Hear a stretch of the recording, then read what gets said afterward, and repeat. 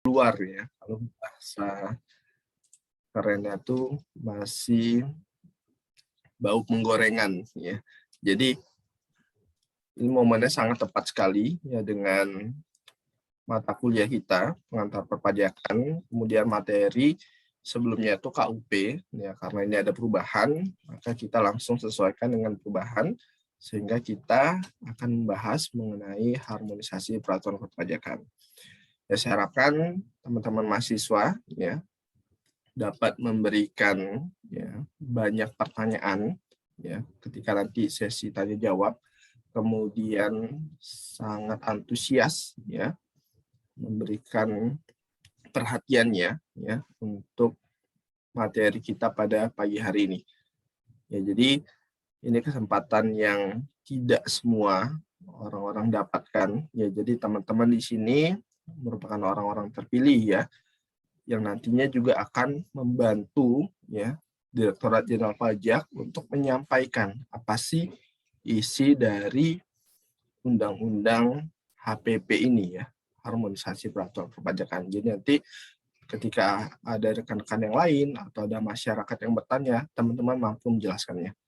Ya, jadi teman-teman menjadi relawan-relawan ya pajak ya yang akan mensosialisasikan aturan-aturan perpajakan. Baik, langsung saja kita masuk ke inti ya, acara kita pada hari ini, penyampaian materi dari Bapak Herman Eka Putra. Ada Bapak Herman, kami persilahkan. Terima kasih Pak Dedi. Saya izin share screen ya.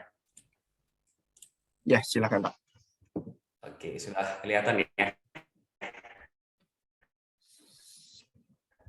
Sedang proses Pak. Oke, sudah. Sudah ya Pak. Oke, baik. Terima kasih. Assalamualaikum warahmatullahi wabarakatuh. Waalaikumsalam. Salam sejahtera untuk kita semua. Selamat pagi dan selamat juga dalam hari bersejarah kita ya, Hari Pahlawan. Dan kita juga nggak boleh melupakan sejarah, karena bangsa yang besar adalah bangsa yang tidak melupakan sejarah. Sejarah juga memberikan harapan kepada kita, bahwasanya dulu ketika tantangan kita pernah merebut kemerdekaan, akhirnya kita mendapatkannya, maka hari tantangan kita adalah bagaimana kita bisa mengisi kemerdekaan tersebut dan menjadi negara maju, produktif, unggul, seperti visi Indonesia 2045. Yang saya hormati Bapak Dedi dan Bapak Ibu Sivitas Akademika Politeknik Batam, saya sangat apresiasi sekali dan sangat berterima kasih sekali atas undangan yang Politeknik Batam berikan. Dan dalam catatan undangan kami, Politeknik Batam merupakan politeknik yang pertama nih yang mengundang kita untuk memberikan sosialisasi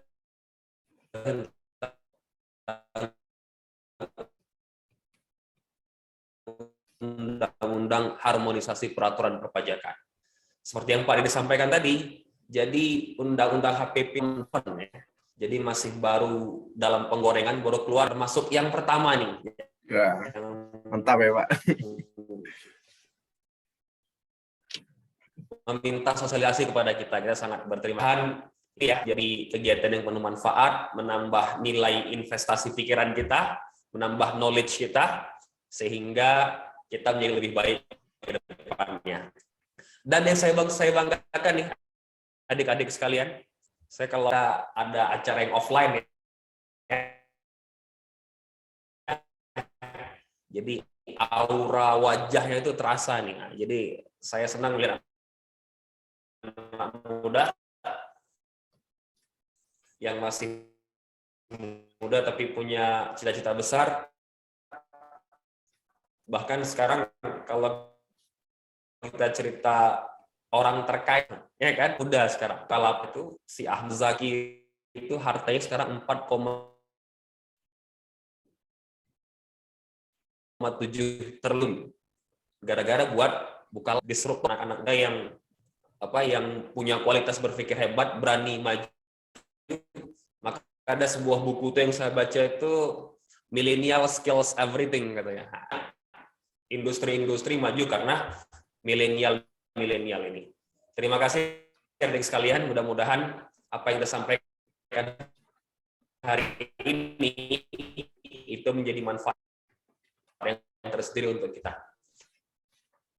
Oke, jadi sekarang kita tentang kenapa sih disebut harmonisasi. Nah, ini perlu juga ini kan. Jadi kenapa disebut harmonisasi? Karena ini mengharmonisasikan beberapa undang-undang pajak. Kalau kita paham, mungkin adik-adik sekalian pernah belajar pengantar pajakan ya. Jadi ada undang-undang kita yang sifatnya formal seperti undang-undang KUP, undang-undang penagihan pajak, ada juga undang-undang yang sifatnya material seperti PPH, PPN. Nah, dengan adanya undang-undang harmonisasi peraturan pajakan ini, undang-undang nomor 7 ini ya. Jadi ini mengharmonisasikan. Jadi undang-undang sebelumnya diharmonisasi menjadi sebuah aturan yang mengubah beberapa pasal di klaster-klaster tersebut, maka disebut harmonisasi peraturan perpajakan. Oke. Undang-undang harmonisasi perpajakan untuk membangun sistem perpajakan yang adil, sehat, efektif, dan akuntabel. Jadi memang ini dibuat itu ini melibatkan semua pihak ya. Yang harapannya itu, yang tujuan kita adalah untuk membangun perpajakan yang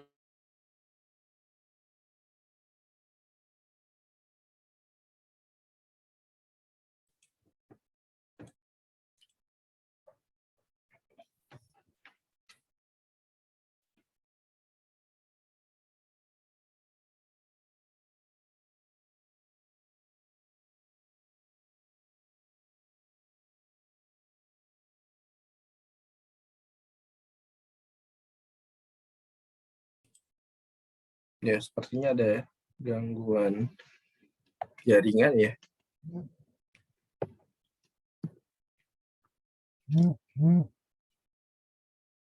Kita tunggu saja, teman-teman jangan lupa siapkan pertanyaannya ya, nanti langsung ditanyakan melalui chat atau bertanya langsung.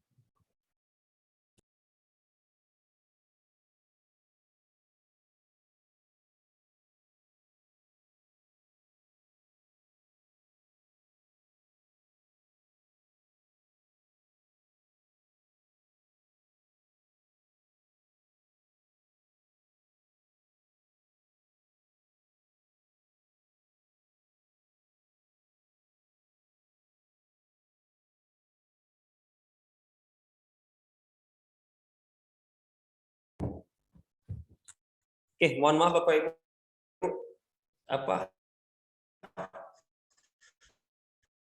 Jaringannya mati nih. Ya, Pak. Saya ganti dulu ke hotspot yang lain. Oke, bisa kedengaran ya? Kita ulang lagi. Ya, silakan Pak. Kedengaran. Nah, Bapak Ibu, jadi adik-adik sekalian,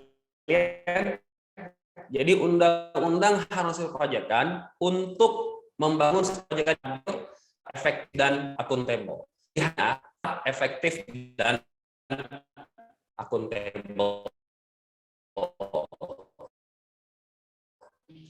Nah, bagaimana nanti yang adil, yang sehat, makin sehat sih dari sisi perpajakan dan dari sisi regulasinya. Oke, nah sebelum kita masuk ke acara pokoknya, ada sebuah quote yang saya ambil tadi, karena ini Hari Pahlawan ya. Pahlawan jangan menanti kedatangannya. Mereka adalah aku, kau, dan kita semua. Mereka bukan orang lain.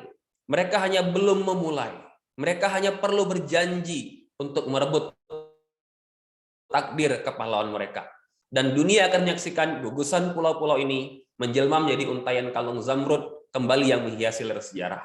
Nah, ini nanti ada hubungan dengan visi kita ya, adik-adik sekalian ya. Oke. Sekarang yang pertama nih. Jadi urgensi reformasi struktural dan reformasi fiskal di Indonesia.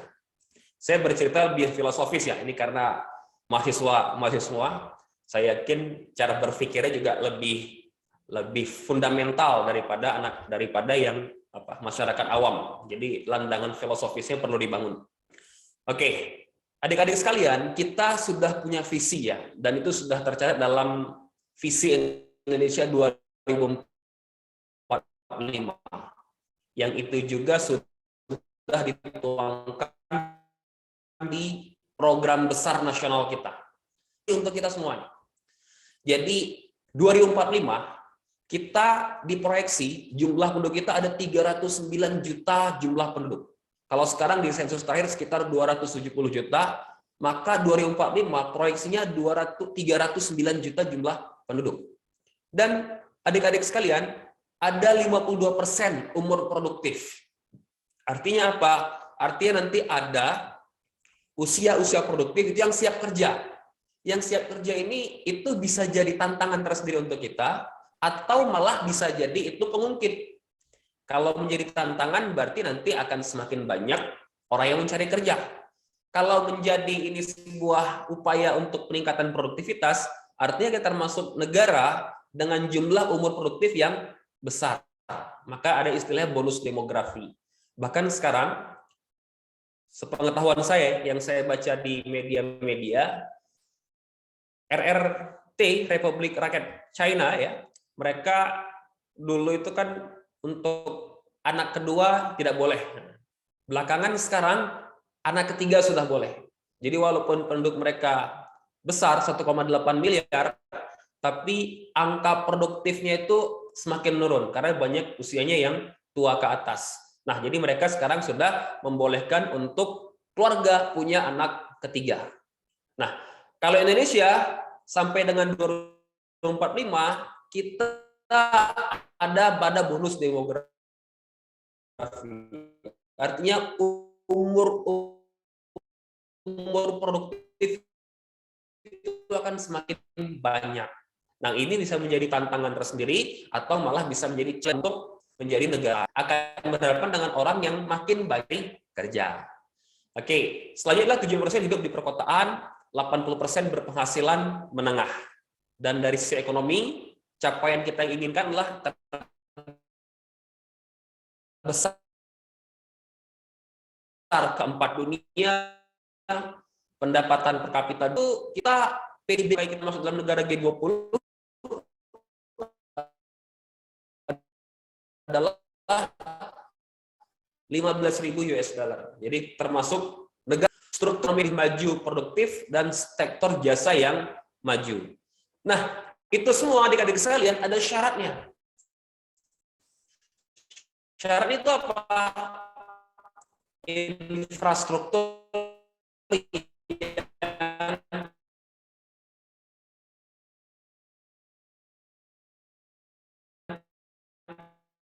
memadai.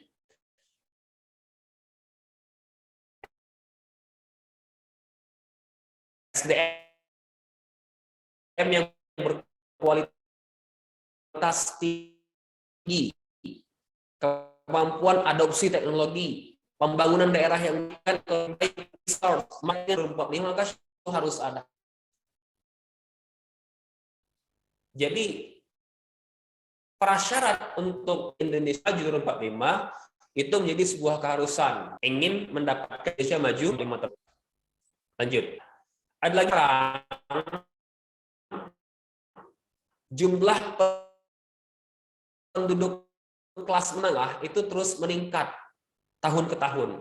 Artinya regulasi perpajakan untuk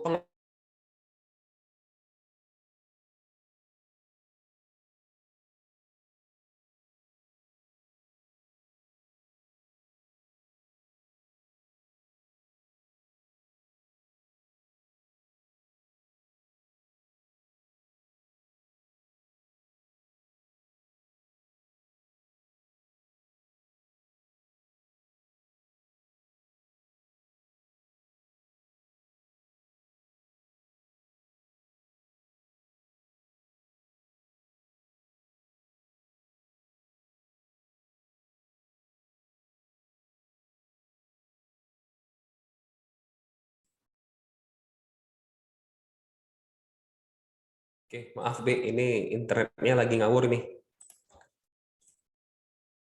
Oke, saya lanjutkan lagi ya. Jadi ada faktor demografi yang menjadi peluang pembangunan. Ada pertumbuhan kelas menengah nih yang semakin baik. Jadi setiap tahunnya tren kelas menengah itu semakin tinggi. Nah, kalau ini tidak menjadi peluang, maka kita akan kehilangan potensial loss dari pertumbuhan kelas menengah ini. Selanjutnya lagi, latar belakangnya adalah nih. Jadi bonus demografi menjadi momentum reformasi penguatan fondasi dan daya saing. Jadi saya cerita gini dulu ya. Kebetulan saya di JP sudah hampir 14 tahun lebih.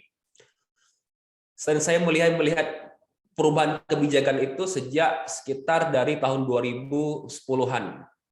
Dan adik-adik sekalian, 2019 kemarin muncullah aturan tentang super tax deduction. Mungkin kalau anak politeknik sudah pada tahu ya. Jadi super tax deduction itulah kebijakan fiskal yang memberikan insentif kepada perusahaan-perusahaan yang mengembangkan pendidikan vokasi, yang bekerja sama dengan pendidikan vokasi. Maka diberi insentif boleh mengurangi biaya itu, deduction, sebesar 200%. Artinya lebih besar dari yang biasanya. Kalau yang biasa 100%, sekarang ditambah 200%. Dalam hal ini negara rugi nggak? Ya kalau kita cerita untung rugi. Tapi kalau kita cerita masa depan, diharapkan dengan anak-anak muda ini, pendidikan-pendidikan vokasi yang semakin berkembang, relate dengan perusahaan, maka Indonesia akan semakin besar. Maka banyak anak-anak Indonesia yang semakin tahu tentang dunia kerja. Maka nggak apa-apa. Itu di 2019.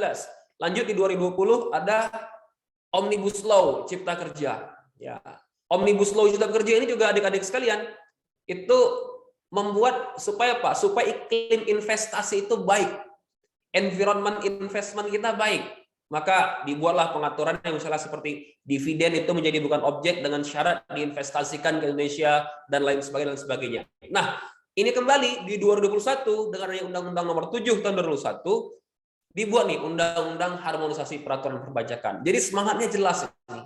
Semangat kita tuh benar buat saya 2045 kita pengen menjadi negara maju dengan sumber daya manusia yang unggul, produktif, kompetitif, punya daya saing dan menjadi kekuatan ekonomi besar dunia. Maka harapannya dengan reformasi perpajakan ini, nah itu juga menjadi sebuah daya ungkit untuk menuju Indonesia 2045 yang lebih baik. Oke, ini adik-adik sekalian, ini tax ratio. Nah, tadi kan sudah saya sampaikan sebelumnya, artinya menjadi negara maju kita butuh ekonomi yang sustain, yang kuat, yang memiliki competitiveness, nah gitu. Jadi kita harus punya APBN yang mandiri, yang punya pembiayaan yang mandiri. Kita seminimal mungkin berhutang, kan itu seperti itu. Maka untuk itu tugas pemerintah dalam hal kolektabilitas pajak juga harus ditingkatkan. Dan ini adalah tax ratio Indonesia dibanding dengan negara-negara lain. Tax ratio itu adalah rasio pajak yang dikumpulkan terhadap GDP suatu negara, gross domestic product. Dan kita, adik-adik sekalian, kita berada di mana? Kita berada di bawah 10%. Jadi di 2021 ini itu sekitar 8,9% tax ratio kita. Jadi dari 15.000 triliun GDP kita hanya bisa mengumpulkan pajak sebesar 8,7%, sekitar 1.300-an triliun. Artinya apa? Itu menjadi tantangan buat kita loh. Kenapa? Karena ada negara lain. Nah, ini seperti ini. Ada Jepang. Jepang itu yang dia 30-an% tax ratio-nya. Ini ada lagi misalnya Australia yang sekitar 24%-an. Jadi rata-rata negara G20 itu di atas 20% semua. Nah, kita Indonesia kita masih 8,9%. Artinya ada tax gap yang besar ini antara PDB kita, antara pertumbuhan ekonomi kita, antara konsumsi kita dengan pajak yang bisa didapatkan. Maka dibutuhkan sebuah regulasi pajak yang baru yang bisa mengcover untuk meningkatkan tax ratio kita. Dan di negara G20 sendiri, adik-adik sekalian, kita termasuk tax ratio yang paling rendah. Sementara di ASEAN saja itu hampir 16 sampai dengan 17% tax ratio kita. Dan kita Indonesia 8,7%. Jadi PR kita besar. Maka diharapkan dengan undang-undang HPP yang baru ini, kita juga bisa meningkatkan tax ratio kita. Oke, lanjut lagi. Apa urgensi reformasi perpajakan? Nih. Jadi ada basis pajak yang kuat dan makin merata. Jadi diharapkan pajak itu adil. Contoh nih, saya karyawan, saya pegawai negeri.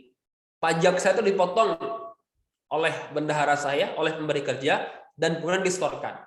Tapi banyak kelas menengah ini yang dia nggak tercover oleh pajak.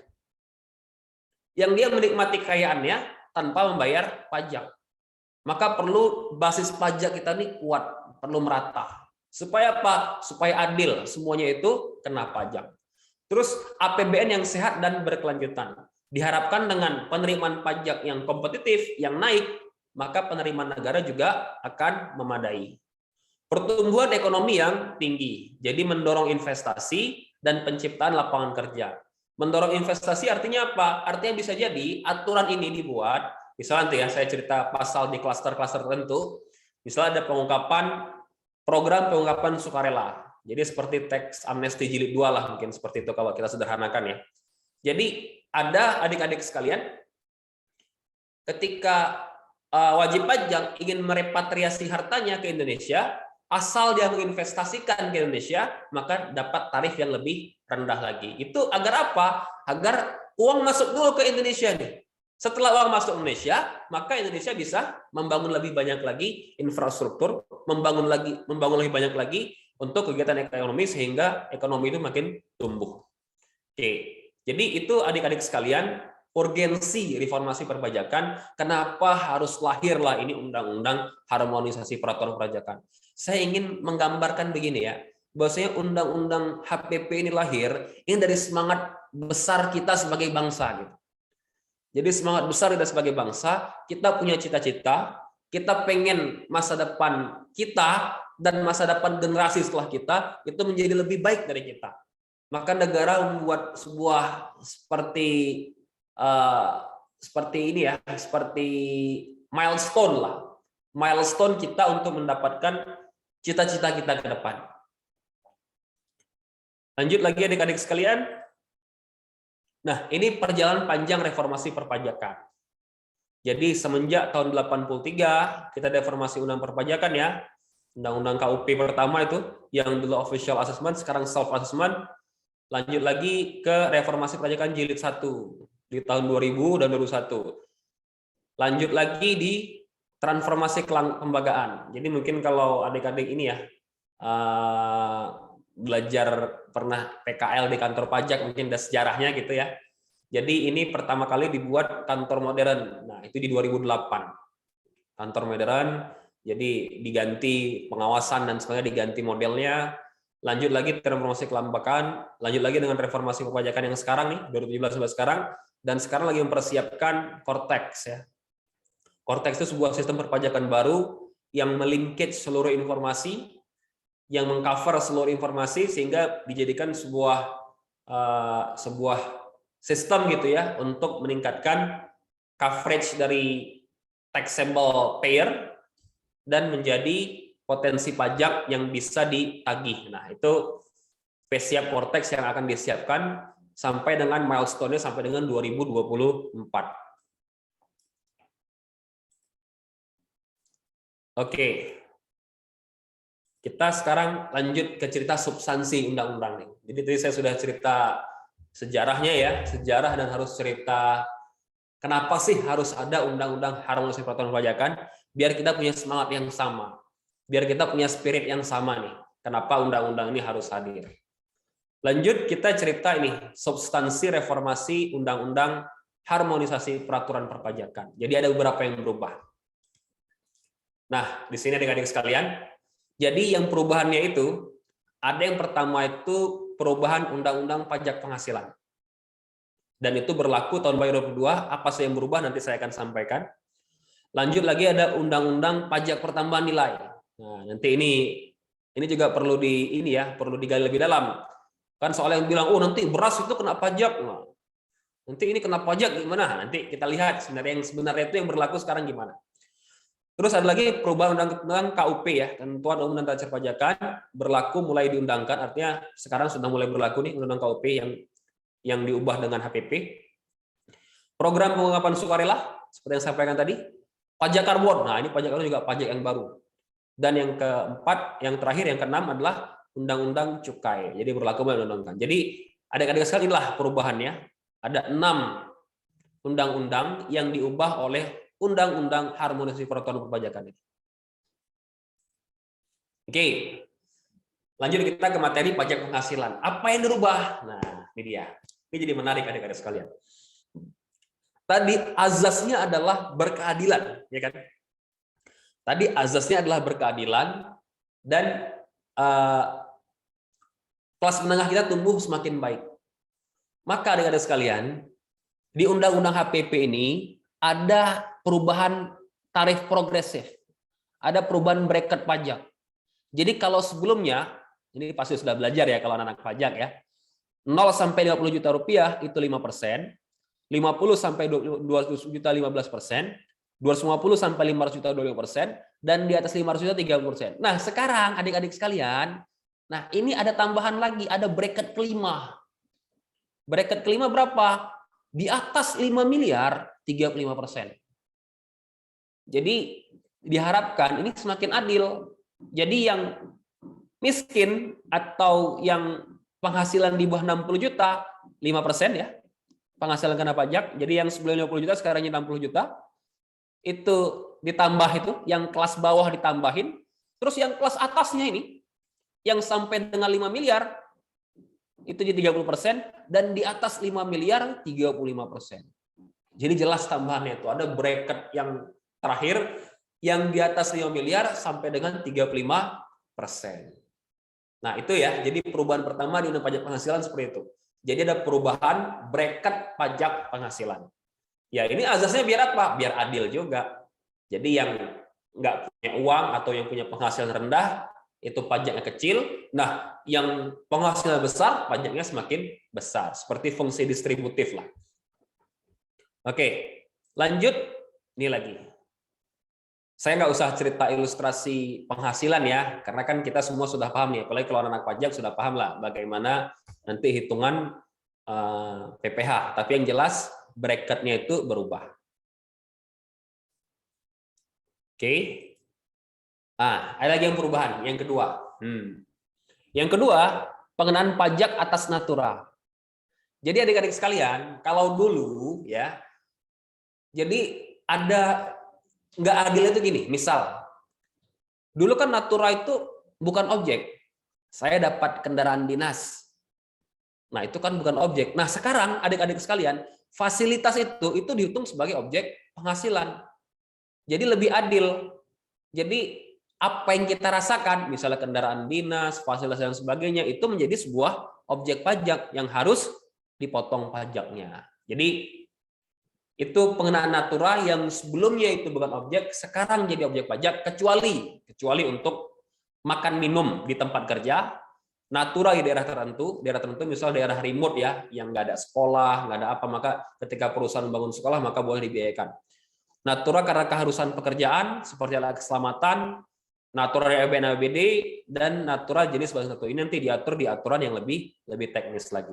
Jadi prinsipnya natura ini yang dulu itu bukan objek pajak, sekarang menjadi objek pajak agar adil. Jadi walaupun dapat fasilitas, ya kita hitung sebagai penghasilan. Seperti itu ya. Itu poin yang kedua. Lanjut lagi ini, adik-adik sekalian. Yang ketiga, ini lebih berita gembira nih untuk UMKM. Kenapa? Dengan adanya Undang-Undang HPP yang berlaku tahun depan, Januari 2022, maka omset, ingat ya, omset orang pribadi yang sampai dengan 500 juta itu nggak kena pajak.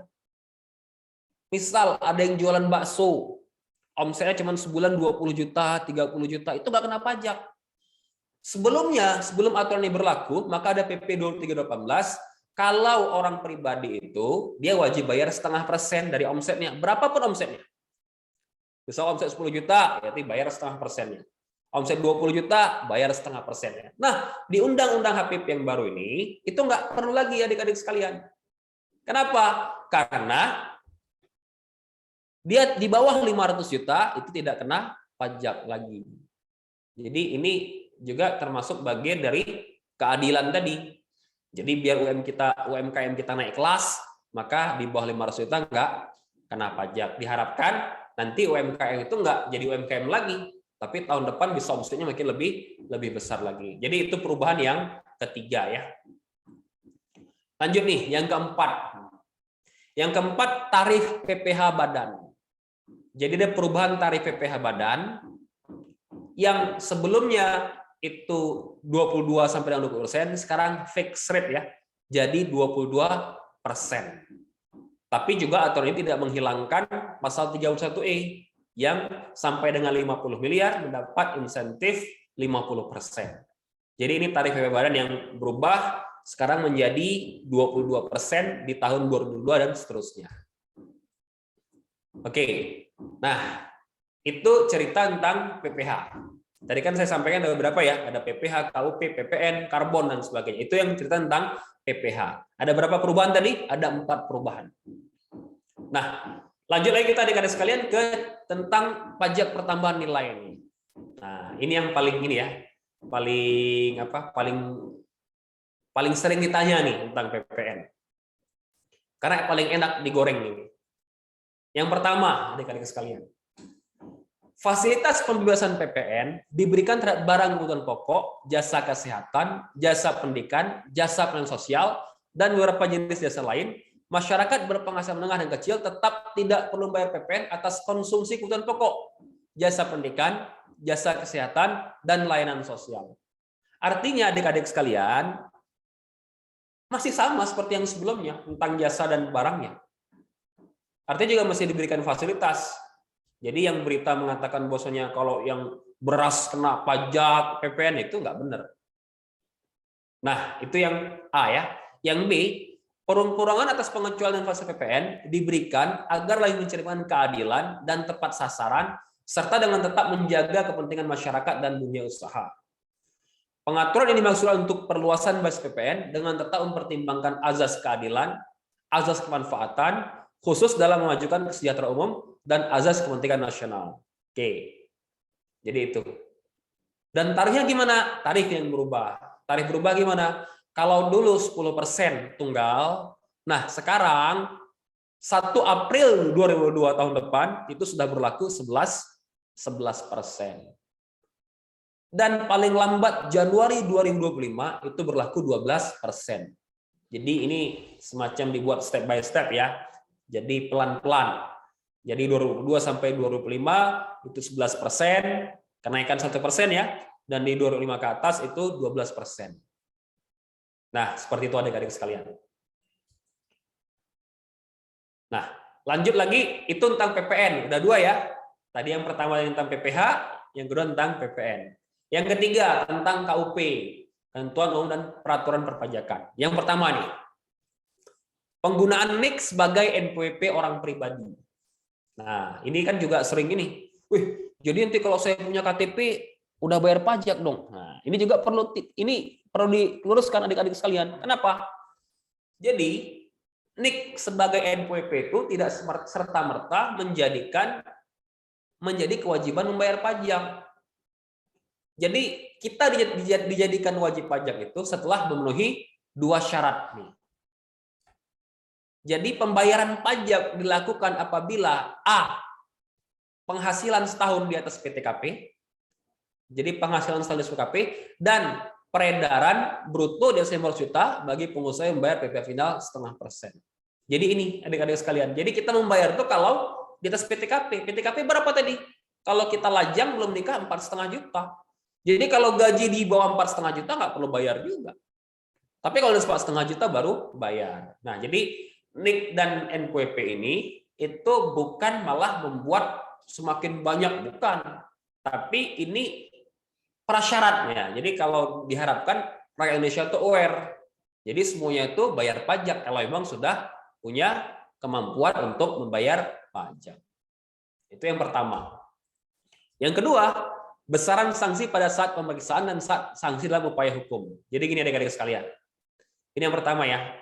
Jadi kalau dulu ada sanksi ketika tidak menyampaikan SPT 50% dan 100%. Nah, sekarang itu diganti jadi lebih kecil. Karena kan sifatnya sebenarnya sanksi pajak itu adalah sanksi supaya orang patuh membayar pajak, tapi juga bukan memberatkan. Nah, jadi kan gitu. Agar patuh tapi tidak memberatkan, maka dibuatlah jalan tengahnya nih. Kalau dulu 50%, sekarang bunga per bulan ditambah uplift faktor 20%. Maka jatuhnya ini sekitar 30-an persen ya, atau 20%-an. Jadi berkurang setengahnya. Nah, kalau dulu 100% juga, sekarang sama. Jadi ditambah 20% uplift faktor ditambah bunga acuan. Saya kasih hitung gini, saya kasih contoh.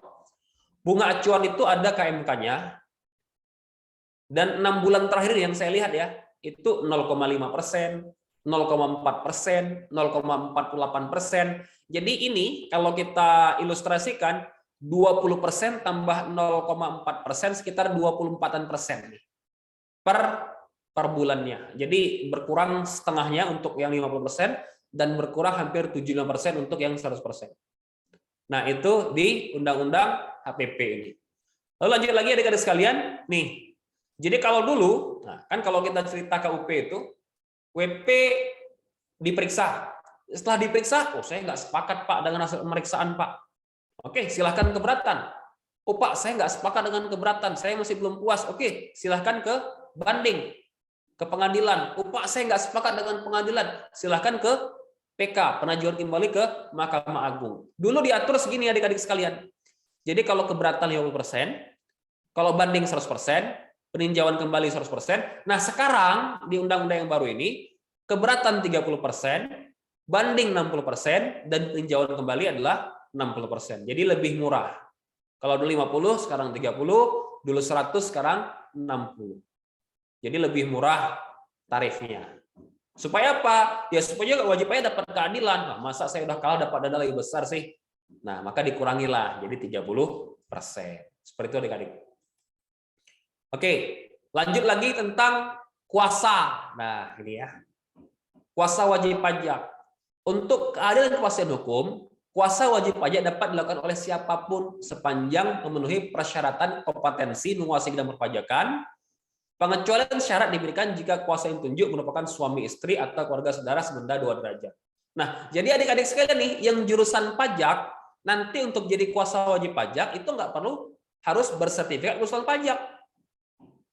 Jadi sekarang syarat memiliki persyaratan kompetensi itu bisa saja dalam bentuk misalnya dia brevet, ijazah brevet atau lulusan dari perpajakan.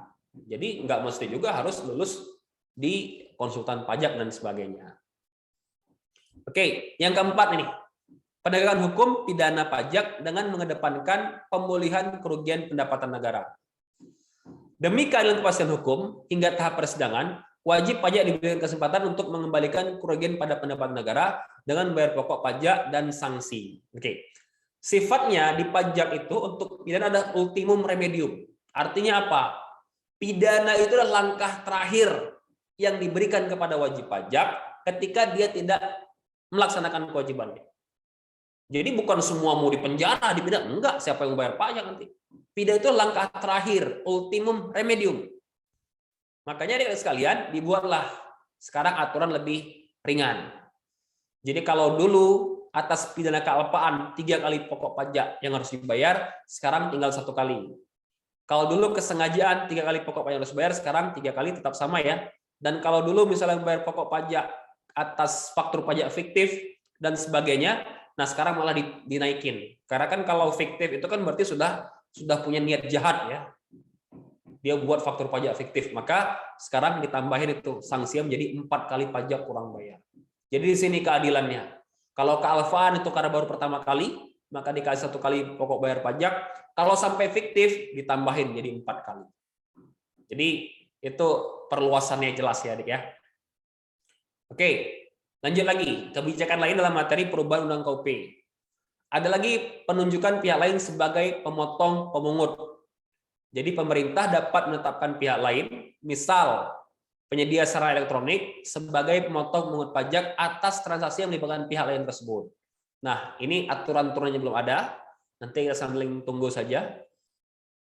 Selanjutnya lagi adalah kerjasama penagihan antar negara. Nah, jadi sekarang ini di Undang KUP diakomodir kerjasama penagihan antar negara. Jadi harapannya negara lain yang punya wajib pajaknya, yang punya hutang pajak di sini, itu bisa dibantu penagihannya, dan kita juga bisa dibantu penagihannya oleh negara lain juga dalam kaitan penagihan pajak. Nah, jadi sekarang sudah government to government lah. Jadi bukan hanya di Indonesia tapi juga bisa di tempat lain.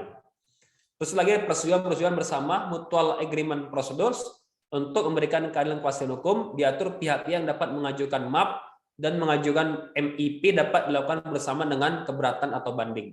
Jadi mutual agreement ini seperti kesepakatan lah antar negara, perusahaan antar perusahaan begitu. Oke, lanjut lagi ini adik-adik sekalian, nih program pengungkapan sukarela. Jadi sudah 3 tadi ya, Undang-Undang PPH, Undang-Undang PPN, Undang-Undang KUP, dan yang keempat adalah program pengungkapan sukarela. Nah, nanti ini mungkin orang tua adik-adik sekalian yang kira-kira bisa ikut program ini, silahkan ikuti program ini. Apa manfaatnya, apa fasilitasnya? Oke, saya jelaskan di sini. Saya langsung kasih contoh aja ya. Jadi program pengungkapan sukarela, Voluntary Disclosure Program, sebuah program yang bertujuan untuk meningkatkan kepatuhan sukarela. Kenapa dibuat ini dulu adik-adik sekalian? Sekarang sudah AEOI, Automatic Exchange of Information. Artinya, kemungkinan besar wajib pajak untuk menyembunyikan hartanya itu sangat kecil sekali. Karena data perbankan itu masuk ke DJP, terus data kendaraan masuk ke DJP, data pertanahan juga masuk ke DJP. Artinya sekarang semua informasi itu sudah tercover di Direktorat Jenderal Pajak.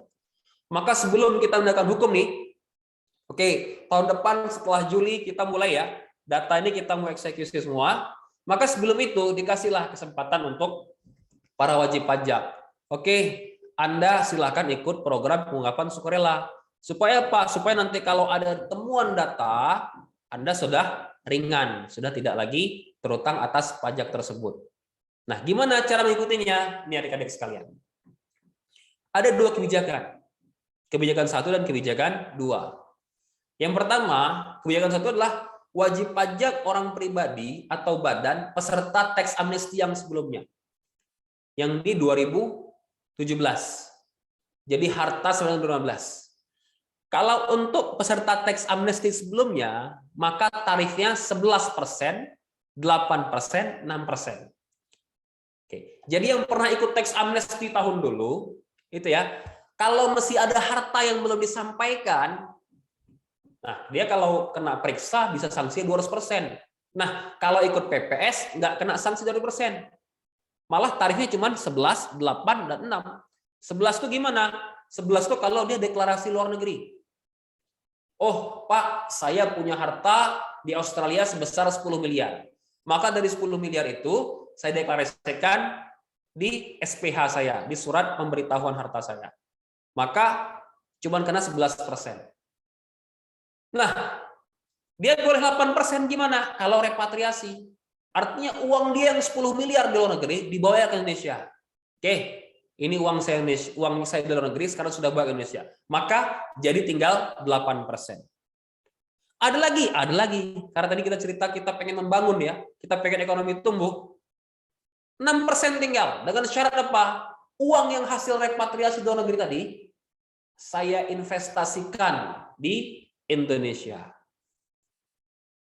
Modelnya apa? Dalam bentuk surat berharga negara atau renewable energy. Jadi surat berharga negara misalnya kayak seperti suku, retail dan sebagainya itu untuk diinvestasikan ke Indonesia.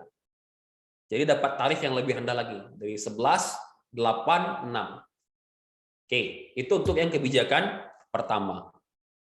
Lanjut kita kebijakan kedua. Kebijakan kedua ini gimana adik-adik sekalian? Kebijakan kedua untuk wajib pajak orang pribadi atas perolehan 2016 sampai dengan 2020. Nah, atas perolehan 2016 sampai 2020 ini diberikan lagi nih. Oke, sebelum nanti kena periksa, maka silahkan Anda mengungkapkan harta Anda bayar program pengembangan sukarelanya. Berapa? Yang pertama 18%, 14%, dan 12%. Sama prinsip seperti tadi ya. Jadi kalau hanya deklarasi luar negeri 18%, kalau dia uangnya dari luar negeri dibawa ke Indonesia itu 14%, dan kalau uangnya udah dibawa ke Indonesia dan diinvestasikan lagi ke Indonesia tinggal kena 12%. Untung nggak? Untung kalau dibandingkan dengan tarif bracket pajak tadi yang sampai dengan 35%. Ya untung dong. Kalau kena diperiksa bisa